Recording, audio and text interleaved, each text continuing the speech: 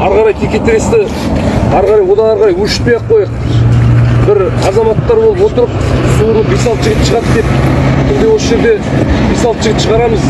Егер де басшылар келсе, біз дайынбыз деп жігіттер. Мен соған түнде осы азаматтарға сөйлесіп, таңертеңге осы жерге шақырдым. Сондықтан мына азаматтар, Дәулетжан Кеңесұлы бар, Мұрат Кеңесбаевич бар, басқа да азаматтар келіп отыр. Араларыңнан жігіттерді шығарып, кеше түндегі уағдаласқандай Эстойлдың мына ғимараттың ішіне кіріп, столға отырып, келіссөздер жүргізуге азаматтар әзір. Біз де жергілікті атқарушы орган тарапынан өзіміз де ықпал етеміз. Біздер отырып заңды қылмай ақ қойшы, сен просто бізге 172-мен приказ шығар екен. Енді отырып талқылайықшы, қандай сол 172-мен келің енді болды ғой, мен сізге тігеше барлығын әп-әдемі түсіндіріп айтқан сияқты.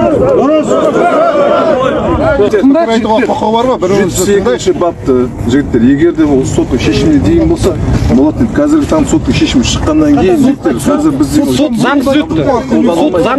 Мақта деген осы ел ағалар айтып отыр осы сіздерге деген бір мәмілеге келейік, мына жерде бір кездесейік жігіттер. Ол 5 адам емес, осы жерден деген белсенділік көрсетіп жүрген 5 адам болса, 10 адам болса, келсінші мына жерге жігіттер. Осы жерде бір сөйлесейік бірінші. Біздер жылдың басынан айтып Жүрейік ал, жүр, кетейік. талап бойынша